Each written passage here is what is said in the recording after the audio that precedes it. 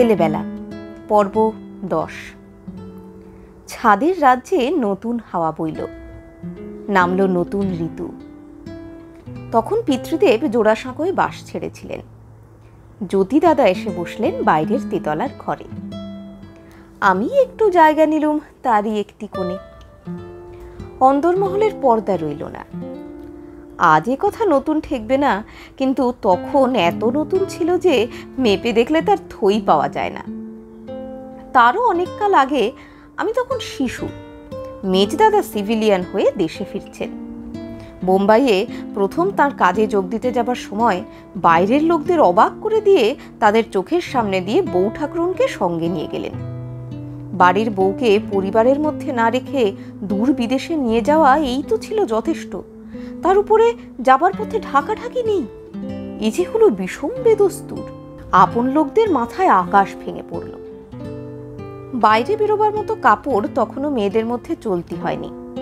এখন শাড়ি জামা নিয়ে যে সাজের চলন হয়েছে, তারই প্রথম শুরু করেছিলেন বউ ঠাকরুন। বেনি দুলিয়ে তখনও ফ্রক ধরেনি ছোট মেয়েরা, অন্তত আমাদের বাড়িতে। ছোটদের মধ্যে চলন ছিল পেশোয়াজের। বেথুন স্কুল যখন প্রথম খোলা হলো, আমার বড়দিদির ছিল অল্প বয়স। সেখানে মেয়েদের পড়াশোনার পথ সহজ করবার প্রথম দলের ছিলেন তিনি।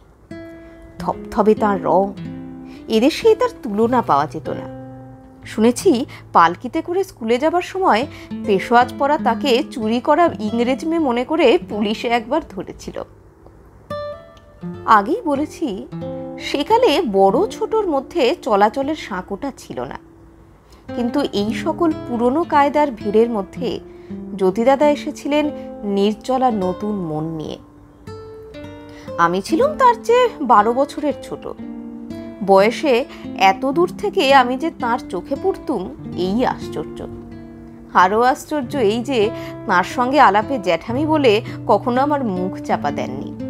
তাই কোনো কথা ভাবতে আমার সাহসে অকুলান হয়নি। আজ ছেলেদের মধ্যেই আমার বাস। 5 রকম কথা পারি দেখি তাদের মুখ বোঝা। জিজ্ঞাসা করতে এদের বাঁধে। বুঝতে পারি এরা সব সেই বুড়োদের কালের ছেলে, যেকালে বড়রা কইতো কথা আর ছোটরা থাকতো বোবা। জিজ্ঞাসা করবার সাহস নতুন কালের ছেলেদের, আর বুড়ো কালের ছেলেরা সব কিছু মেনে নেয় ঘাড় গুঁজে। ছাদের ঘরে এলো পিয়ানো, আর এক একালের বার্নিশ করা বউবাজারের আসবাব। বুকের ছাতি উঠল ফুলে। গরিবের চোখে দেখা দিল হাল আমলের সস্তা আমিরি। এইবার ছুটলো আমার গানের ফোয়ারা। জ্যোতিদাদা পিয়ানোর উপর হাত চালিয়ে নতুন নতুন ভঙ্গিতে ঝমাঝম সুর তৈরি করে যেতেন, আমাকে রাখতেন পাশে। তখনই সেই ছুটে চলা সুরে কথা বসিয়ে বেঁধে রাখবার কাজ ছিল আমার। দিনের শেষে ছাদের উপর পড়তো মাদুর আর তাকিয়া।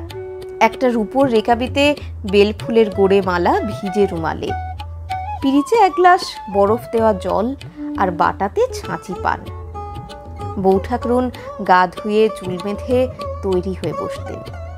গায়ে একখানা পাতলা চাদর উড়িয়ে আসতেন জ্যোতিদাদা। বেহালাতে লাগাতেন ছড়ি, আর আমি ধরতুম চড়া সুরের গান। গলায় যেটুকু সুর দিয়েছিলেন বিধাতা, তখনও তা ফিরিয়ে নেননি। সূর্য ডোবা আকাশে ছাদে ছাদে ছড়িয়ে যেত আমার গান। হু হু করে দক্ষিণে বাতাস উঠত দূর সমুদ্র থেকে। তারায় তারায় যেত আকাশ ভরে। ছাদটাকে বউ ঠাকরুন একেবারে বাগান বানিয়ে তুলেছিলেন। পিলপের উপরে সারি সারি লম্বা পাম গাছ, আশপাশে চামেলি, গন্ধরাজ, রজনীগন্ধা, করবী, দোলন চাঁপা। ছাদ জখমের কথা মনেই আনেননি, সবাই ছিলেন খেয়ালি। প্রায় আসতেন অক্ষয় চৌধুরী। তার গলার সুর ছিল না সে কথা তিনিও জানতেন, অন্যেরা আরো বেশি জানত। কিন্তু তার গাবার জেদ কিছুতে থামতো না। বিশেষ করে বেহাগ রাগিনীতে ছিল তার শখ। চোখ বুজে গাইতেন। যারা শুনতো তাদের মুখের ভাব দেখতে পেতেন না। হাতের কাছে আওয়াজওয়ালা কিছু পেলেই দাঁত দিয়ে ঠোঁট কামড়ে ধরে পটাপট শব্দে তাকেই বাঁয়া তবলার বদলি করে নিতেন। মলাট বাঁধানো বই থাকলে ভালোই চলতো। ভাবে ভোর মানুষ, তার ছুটির দিনের সঙ্গে কাজের দিনের তফাৎ বোঝা যেত না। সন্ধেবেলার সভা যেত ভেঙে। আমি চিরকাল ছিলাম রাত জাগিয়ে ছেলে। সকলে শুতে যেত, আমি ঘুরে ঘুরে বেড়াতুম ব্রহ্মদত্তির চেলা। সমস্ত পাড়া চুপচাপ।